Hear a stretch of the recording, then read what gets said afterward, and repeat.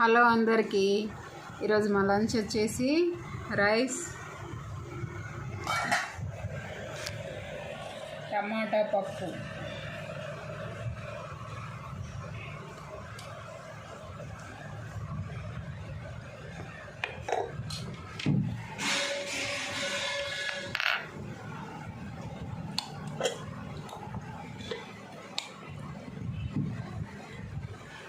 ఆవకాయ పచ్చడి.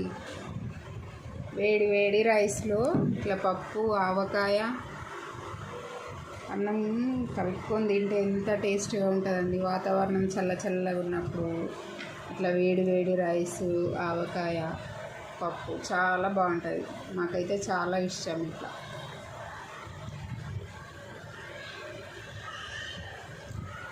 చాలా టేస్టీగా ఉంది. Thank you.